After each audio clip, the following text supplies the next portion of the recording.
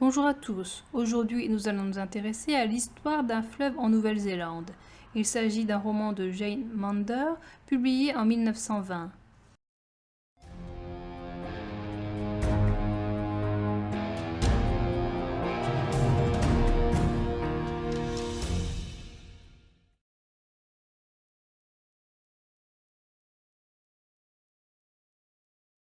David, Bruce et Sonny sont près d'une rivière et ils attendent la famille de Tom Roland, qui est leur patron, pour un déménagement en barque.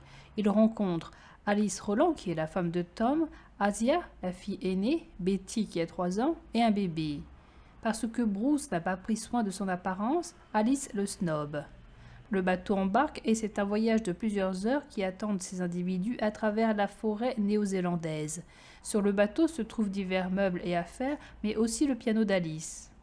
Alice est une femme très froide, alors qu'Asia est une petite fille très sociable qui parle à Bruce, ce qui fâche sa mère. Asia veut donner des sandwichs à Bruce, mais elle tombe à l'eau. Bruce va la récupérer et il la ramène saine et sauve. Ce sauvetage casse quelque peu la glace entre Alice et Bruce. Ils parviennent à la maison de Monsieur Roland qui les attend sur la berge. Ils sont au pied du mont Pukekaroro. Quand Alice arrive à la maison, elle se rend compte que la maison n'a pas fini d'être installée. Tom invite Bruce à venir dîner. Il ne peut pas refuser. Il dit qu'il faut qu'il soit auparavant plus présentable. Alice en veut à son mari d'avoir invité Bruce. Quand Bruce revient, il est comme métamorphosé. Après dîner, Alice s'éloigne quelque peu de la maison et elle pleure. Bruce passe devant elle et lui souhaite une bonne nuit. Son mari l'appelle et elle sait ce qui l'attend. Une vraie et vieille dame arrive à la maison des Roland. Asia l'accueille. Elle ne dit rien à sa mère car elle lui a dit de ne la réveiller sous aucun prétexte. Elle lui prépare du thé et elle n'arrête pas de bavarder. Alice finit par se réveiller et elle est choquée car sa fille a installé une grande dame dans la cuisine et car ses 2 autres enfants reviennent sales. Madame Brighton est elle aussi anglaise comme Alice. Elle dit qu'elle sait ce qu'Alice peut ressentir en s'installant dans un endroit pareil, mais que comme elle finira par s'habituer. Madame Brighton veut leur envoyer des plantes pour qu'elle puisse faire un jardin. En allant dans le living, elle voit le piano. Elle pousse Alice à en jouer. Elle lui dit qu'elle pourra jouer sur son piano accompagnée de Bruce qui joue du violon. L'habitation de Madame Brighton se situe à 3 km de celle des Roland. Madame Brighton est venue en Nouvelle-Zélande car elle a suivi son mari Harold qui était à la recherche de terres à cultiver. Elle propose à Alice de lui emprunter des livres chez elle. Elle invite Alice, Tom et Asia à venir prochainement. Madame Brighton révèle que Bruce est lui aussi anglais. En sortant, Madame Brighton rencontre Bruce. Il se demande comment une femme comme Alice a pu épouser un homme comme Tom au caractère fort et volage. Alice et Asia se rendent chez Madame Brighton. Elle a un magnifique jardin où se retrouvent des plantes de plusieurs continents. Elle autorise Alice et Asia à cueillir des fleurs. Asia se comporte avec trop d'énergie. Madame Brighton la laisse faire, mais Alice désapprouve sa fille. On apprend qu'Alice était en Australie où sa fille est née. Elle a ensuite passé 5 ans à Auckland dans des pensions de famille en attendant que son mari choisisse les terres qu'il voulait acheter. Madame Brighton pousse Alice à jouer du piano. Tom vient rejoindre le groupe. Il revient du bush. Madame Brighton est contre l'abattage de ces magnifiques arbres. Alice dit qu'elle aimerait voir le bush. Tom emmène sa femme, Asia et Madame Brighton au bush. Tom ne fait pas de sentiments avec les arbres, car le bois est nécessaire pour fabriquer des maisons. Des hommes sont en train de couper des arbres pour laisser place à une voie pour un funiculaire. Shiny se blesse au pied avec une hache. Pour arrêter le sang, il se met lui-même du sel dans la plaie. Alice apprend que Bruce est médecin. Une souche est dynamitée. La famille Roland et Madame Brighton pique-niquent. Tom invite Bruce. Maladroite, Asia dit qu'elle voudrait que sa mère aime Bruce car elle le trouve merveilleux. Cette déclaration crée un malaise.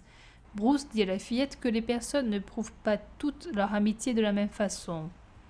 Les femmes et Tom reviennent chez eux. Bruce passe rapporter les paniers et Tom lui demande de l'aider pour ses comptes. Alice sort et elle repense à son passé. Elle est mariée depuis 4 ans à Tom. Elle l'a rencontré en Nouvelle-Zélande où elle venait de débarquer. Sans le sou, il avait accepté de l'aider. Il lui a proposé un poste de professeur de piano à Auckland, puis il lui a demandé de l'épouser. Elle a accepté pour Asia. Très vite, des divergences de caractère se sont fait ressentir. Insatisfait, Tom s'est tourné vers d'autres femmes. Alice admet sentir quelque chose en elle vibrer quand Bruce est là. Comprenant que Bruce serait capable de lui faire capoter son plan de sacrifice de vie, elle tente de mettre un terme à ses pensées envers lui. Alice a fait appeler Bruce qui vient à la maison. Alice dit être inquiète car elle a rencontré 2 hommes inconnus qui cherchaient son mari. Bruce lui dit que ces hommes sont partis depuis longtemps. Il lui fait une remarque quand il voit qu'Alice a transporté un chaudron alors que sa grossesse est bien avancée. Alice avait peur car son mari lui a confié de l'argent. Cependant, elle est trop fière pour passer l'argent à Bruce. Une fois sortie, Bruce rencontre Asia. Elle lui dit que les 2 étrangers sont vers un hangar. Asia dit qu'elle a remarqué qu'il s'est caché dans le bûcher ces dernières nuits. Il lui dit que s'il passe ses nuits dans le bûcher, c'est pour les protéger depuis que le mari est parti. Alice ne sait pas que Bruce veille sur elle. Bruce va avec Shiny voir les 2 étrangers. Ils avaient bien l'intention de voler l'argent d'Alice. Bruce, voyant qu'ils sont misérables, leur offre un repas et tous les hommes leur donnent un petit quelque chose. Tom les reconduit un peu plus loin et leur dit d'aller ailleurs. Ce soir-là, Alice est particulièrement nerveuse, mais elle ne veut pas faire part de sa peur ni à Bruce ni à Madame Brighton. Bruce revient vers la maison pour la surveiller. Alice voit une silhouette d'homme dans la cour et elle s'évanouit. Bruce envoie Asia au foyer. Bob amène à Bruce des instruments et il va ensuite chercher une sage-femme. Le bébé est mort-né et Alice est malade. Alice met plusieurs semaines avant de reprendre vraiment conscience. On lui ment en lui disant que c'est Madame Brighton qui a envoyé Elisa chercher Betty et Mabel. On omet de lui dire que Bruce était présent le jour de l'accouchement. Alice sent qu'il y a des incohérences dans le récit qu'on lui sert. Elle trouve étrange que Bruce ne vient pas la voir. Tom vient en retard d'Auckland à cause d'une arrivée tardive du télégramme et de la présence d'une femme. Bruce lui parle. Il ne devrait pas laisser sa femme seule car elle est trop nerveuse. Il ne devrait pas non plus la laisser transporter des choses lourdes. S'apercevant d'un changement dans sa fille, Alice lui pose des questions sur la présence des gens durant sa maladie. Asia ne sait plus ce qu'on lui avait dit de dire et Alice devine qu'elle lui ment, ce qui la met en colère. Alice lui défend de parler à Bruce. Asia s'enfuit et elle parle à Bruce de ce qu'il vient de se passer. Bruce va voir Alice. Elle est très en colère contre lui et elle lui ordonne de quitter sa maison. Alice retombe malade. Elle se sent coupable de sa saute d'humeur. Madame Brighton décide de lui dire le lendemain la vérité.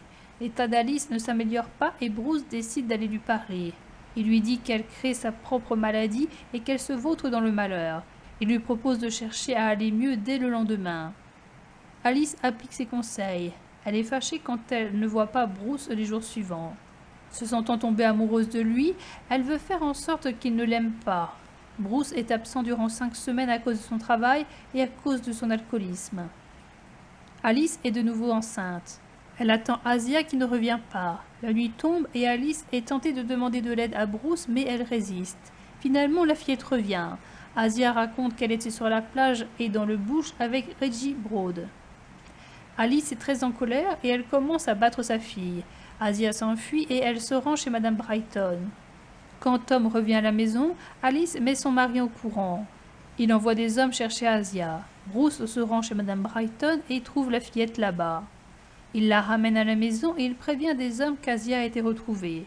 Il annonce à Tom qu'Alice attend de nouveau un enfant. Alice pense qu'il faut qu'elle agisse différemment avec sa fille et elle veut demander des conseils à Bruce. Asia se pose des questions sur la religion. Elle les pose à sa mère mais aussi aux hommes de Tom qui lui fournissent des réponses différentes. Asia et Alice commencent leur potager. Asia pousse sa mère à jouer aux Indiens. Alice a dit à sa fille que Dieu répond aux prières des hommes. Or, Asia a prié pour que sa mère n'ait plus de bébé et elle a entendu Madame Jones dire qu'elle en attendait un autre. Alice est en colère car sa grossesse s'est ébruitée. Elle défend à sa fille de parler à ces gens car elle pense que la fuite provient d'Asia. Tom part pour 2 ou 3 semaines à Auckland. Bruce passera plusieurs fois à la maison en son absence. Alice, qui pense à l'arrivée de Bruce, essaie de se faire coquette en choisissant laquelle de ces 2 robes elle doit choisir. Le soir, en effet, Bruce vient à la maison. Quand Asia propose à Bruce de rester pour la nuit, Bruce et Alice tentent de lui faire comprendre qu'elle ne peut pas imposer la présence de personne dans une habitation. Asia demande si Bruce pourrait devenir son oncle. Il accepte. La fillette est envoyée se coucher et les deux adultes restent seuls. Ils parlent d'Asia. Sa mère ne lui donne pas d'instructions autres que la religion, la lecture et le piano. Elle ne pense pas à l'avenir de sa fille. Bruce veut donner des cours à Asia. Alice s'excuse de son comportement passé. Bruce lui demande la permission de fumer. Elle accepte. Bruce lui fait remarquer son manque de franchise car Alice n'aime pas que l'on fume à côté d'elle. Selon Bruce, il faut qu'Asia cherche sa propre vérité et qu'elle s'émancipe de celle imposée par sa mère. Bruce lui fait comprendre que sa souffrance n'est pas unique et que des gens souffrent plus qu'elle à côté d'elle. Il lui dit que son bonheur ne dépend que d'elle-même et qu'il faut qu'elle arrête de se tourmenter. Ils vont tous les deux se coucher. Alice espère n'avoir pas laissé voir ses sentiments alors que Bruce devine qu'elle tombe amoureuse de lui. Les jours suivants, Bruce fait des réparations dans la maison. 2 ans se sont déroulés depuis le précédent chapitre. Alice a eu une fausse couche et un garçon. Nous sommes en hiver et en pleine tempête. Bruce vient voir Alice qui est inquiète. En effet, il est déjà arrivé que des digues cèdent, ce qui a mis Tom dans des problèmes financiers, ce qui a causé des tensions dans la famille. Un jour, Tom a dit à Alice d'être économe, mais sa femme s'est trop serré sa ceinture en se privant de nourriture. Bob l'a dit à Bruce, qui l'a dit à Madame Brighton. Le lendemain, Harold est venu avec un traîneau et des victuailles apparemment envoyées par Tom. Alice le prend mal car elle pense que ce n'est pas son mari qui a envoyé la nourriture, mais Madame Brighton ou Bruce car Asia leur a parlé. Bruce va voir Alice. Elle lui annonce que la vache a disparu et qu'Asia la recherche. La fillette revient en pleurs car la vache s'est noyée. Alice est aussi bouleversée par cette nouvelle. Bruce les tient toutes les deux dans ses bras et il va leur chercher une autre vache. Tom apprend une bonne nouvelle car un remorqueur va venir chercher ses rondins de bois. Bruce tombe quelquefois dans des états dépressifs dont il ne sort que grâce à l'alcool. Bruce a une de ces crises et il va au pub de Point Curtis. Bob vient dire à Bruce que Tom s'est saoulé à Point Curtis car une partie de ses machines qu'il avait commandées ont échoué. Bruce ne veut pas qu'Alice soit au courant. Il va la voir et lui dit que son mari est dans le bush sans lui expliquer pourquoi son mari va mal. Bruce se rend au pub chercher Tom qui est fou à cause de l'alcool. Il lui donne quelque chose pour le calmer. Le lendemain, Tom est ramené dans le bungalow de Bruce. Asia a entendu la vérité dans le magasin et elle interroge Bruce. Alice a entendu la conversation. Elle dit qu'elle va elle aussi se saouler. Bruce le prend mal et il s'en va de la maison. Alice le poursuit et elle se jette à son cou. Alice et Bruce vivent alors un moment intense. Il l'embrasse et lui dit qu'il l'aime. Il lui dit qu'il faut choisir entre rester comme avant ou continuer. S'il continue, Bruce dit qu'il ne pourra plus travailler pour Tom. Alice choisit de se réprimer. Bruce conseille à Alice de comprendre Tom et de lui résister. Si Tom lui fait du mal, c'est de manière inintentionnelle. Le lendemain, Tom est ramené malade à la maison. Plusieurs heures plus tard, Alice se rend compte que Tom a pris du laudanum. Elle décide de ne pas le laisser mourir. Elle envoie Asia chercher Bob qui va chercher Bruce dans le bush. Bruce vient et il choisit lui aussi de sauver Tom. Bruce et 2 autres hommes lui font ingérer un vomitif et le font marcher. Un message arrive. C'est une compagnie qui se dit prête à aider financièrement Tom dans son projet. Bruce et Alice se parlent. Alice dit qu'elle a décidé de ne pas laisser mourir son mari car elle a pensé à Bruce. Bruce dit qu'il l'a fait car il a pensé aux hommes dirigés par Tom. Bruce raconte qu'il a une fois laissé mourir le mari d'une femme qu'il aimait et que cela ne lui a pas porté chance. Au fil des années, les affaires de Tom fonctionnent et prennent de l'ampleur. Asia a maintenant 18 ans. Elle dit à sa mère qu'elle a besoin de voir le monde et de gagner sa vie. Sa mère est contre ce projet et elle dit à sa fille qu'elle ne connaît rien au monde et qu'il faut se méfier des hommes. Asia partira tout de même par le prochain bateau, c'est-à-dire le lendemain. Asia se rend chez Madame Brighton et elle se plaint du comportement de sa mère. Asia se pose des questions sur l'amitié entre sa mère et Bruce. Asia dit avoir été amoureuse elle aussi de Bruce. Beaucoup de femmes tournent autour de Bruce qui ne semble s'intéresser qu'à Alice. Pour Madame Brighton, il ne s'agit que d'une amitié. Asia a conscience du gâchis qu'a été le mariage de Tom et d'Alice. Elle sait que Tom a une maîtresse qui s'appelle Madame Lyman. Asia parle de son père qu'elle n'a jamais connu. Asia pense que c'est parce qu'il a trahi Alice. Le lendemain, Asia s'en va. Elle monte dans un voilier avec Bruce. Asia fait un salut à sa mère, mais Alice ne le lui rend pas. Asia prend ensuite un bateau vapeur. Alice se rend chez Madame Brighton. La vieille femme essaie de convaincre Alice de laisser sa fille vivre sa vie et de ne pas la rejeter pour ses choix. Elle-même a eu une fille et elle l'a reniée quand elle est partie avec un homme qu'elle n'appréciait pas. Alice s'en veut de ne pas avoir fait de signe d'adieu à Asia. Madame Brighton la pousse à envoyer un télégramme à sa fille en lui demandant de lui pardonner. Alice lui dit qu'elle attend encore un enfant. Le lendemain, Asia a répondu au télégramme et elle montre à Alice qu'elle ne lui en veut pas. Asia part en tournée comme pianiste dans un orchestre. 6 mois plus tard, Bruce envoie un télégramme à Asia car sa mère a encore eu une fausse couche et est malade. Alice est excitée par la venue de sa fille. Asia est accueillie par tous ses proches. Elle apporte des cadeaux pour tous. Alice semble s'être calmée. Les petits rires de sa fille semblent la combler de bonheur. Barry Lyne et Allen Ross sont sur un bateau vapeur et ils voient Bruce et Asia qui vient d'arriver en voilier. Ross tombe de suite amoureux d'Asia. La jeune femme le remarque.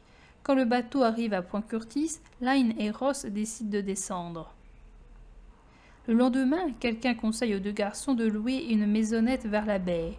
Ils rencontrent Asia. Elle dit déjà avoir vu Ross à Sydney. Barry est écrivain et Ross est étudiant. Elle les emmène à la scierie et ils rencontrent Tom qui leur fait visiter la scierie. Un soir de tempête, Asia et Bruce jouent la sonate à Kreutzer. Bruce trouve dehors le corps de Ross inconscient.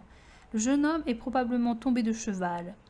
Ross se réveille dans la maison d'Asia. Il se souvient être allé voir M. King pour lui louer la maison et être revenu à cheval dans la tempête. Il se souvient de sa chute de cheval et de sa difficulté à se déplacer pour trouver de l'aide. Allen est très malade et il attrape une pneumonie. Son camarade est là. Lyne confie à Asia que Ross est marié. Sa femme est hystérique et elle le poursuit. Ross s'est éclipsé en Nouvelle-Zélande pour la fuir. Asia va chercher sa mère qui a maintenant 42 ans. Elle a fait un séjour à Auckland où elle a vu des pièces de théâtre. Elle a l'air d'avoir rajeuni. Alice a eu son dernier enfant mort-né et Bruce a parlé au mari pour que le couple fasse chambre à part. Madame Brighton est morte suite à un coup de froid. Elle a eu le droit à des funérailles en grande pompe. Asia s'émancipe. Elle fume et elle cherche à émanciper sa mère, surtout grâce à la lecture. Asia a eu des relations lors de ses voyages, mais sa mère ne le sait pas. Quand elle rentre à la maison, Alice rencontre Lyne et Ross. Alice n'est plus accueillie de la même manière depuis l'arrivée des deux jeunes hommes. Elle a le sentiment d'avoir perdu sa place. Un dîner est préparé. Alice décide de mettre sa robe marron qui lui sied à merveille et que Bruce l'a poussée à acheter.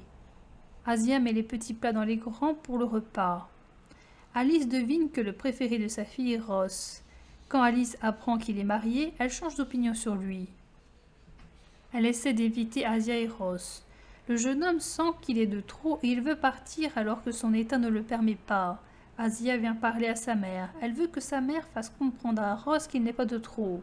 Alice lui parle et le convainc de rester.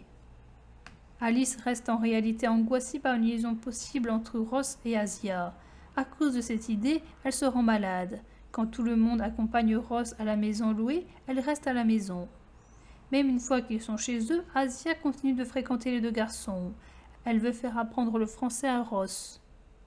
Asia va assister au dernier moment d'un homme en train de mourir de la phtisie.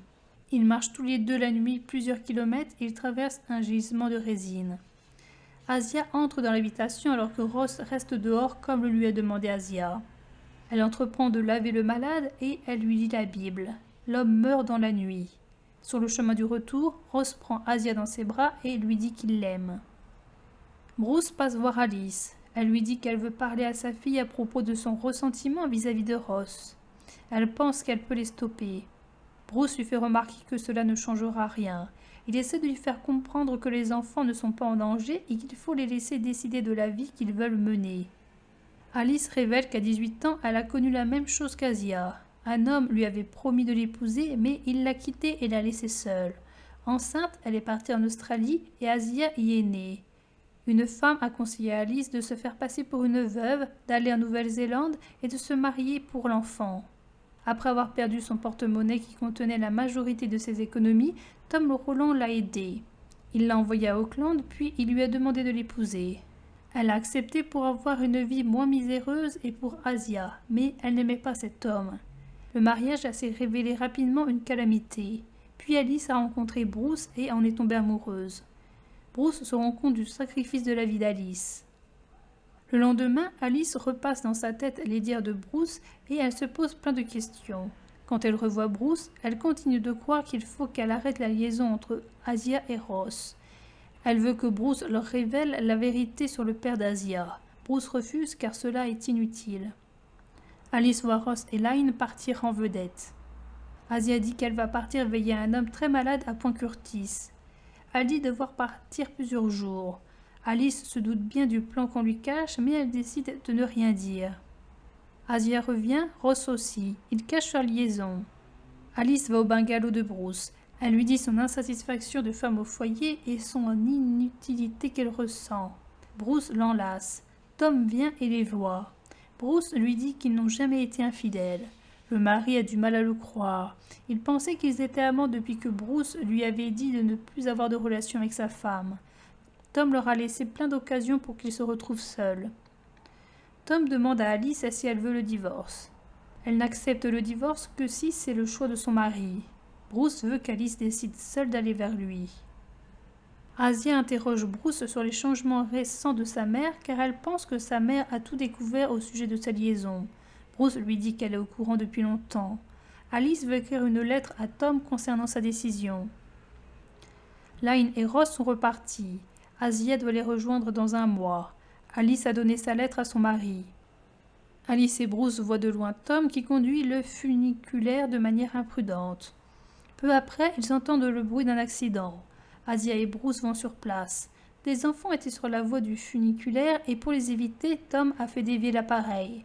Des hommes enlèvent l'appareil de Tom qui est mort. Bruce envoie Asia dire à sa mère que son mari est blessé. Alice vient voir Bruce et elle devine que son mari est mort. Alice se demande si son mari n'a pas voulu se suicider en conduisant imprudemment.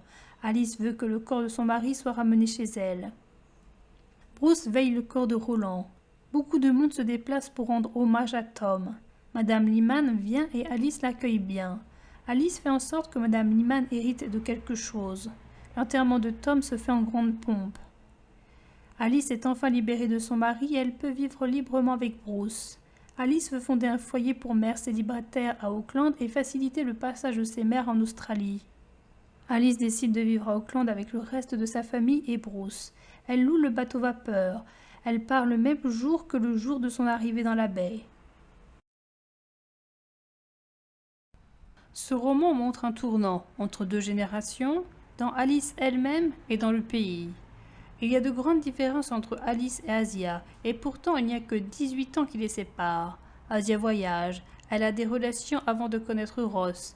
Asia a bénéficié d'un apprentissage apporté par David et par Madame Brighton. Asia sait tirer parti de son art en donnant des représentations de piano. Asia est impulsive, elle dit et fait ce qu'elle a envie de faire sans penser aux conséquences. Alice voyage aussi, mais elle va en dedans et non en dehors. Alice n'a connu qu'une seule relation avant de connaître son mari. Alice n'a pas connu le même apprentissage qu'Asia.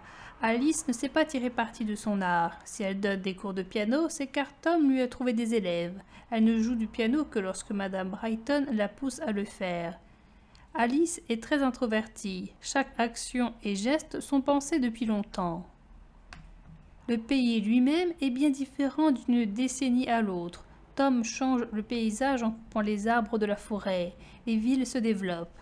Le personnage d'Alice connaît un bouleversement. Elle passe d'un puritanisme, de l'autoritarisme, à une tolérance et à une compréhension plus large, ainsi qu'à une acceptation de sa propre vie et de celle des autres. Alice, tout comme Bruce, ont connu un changement géographique, puisqu'ils ont quitté l'Angleterre pour se retrouver dans une forêt de la Nouvelle-Zélande. Alice est terriblement seule. Elle n'a plus sa famille. Elle a une mauvaise entente avec son mari, car ils ont des caractères très différents et qu'aucun des deux n'est capable de se mettre à la place de l'autre. Sa fille aînée s'éloigne d'elle. Alice perd son statut social. Elle doit sans cesse repousser Bruce à cause de son mariage. Alice n'a plus de travail.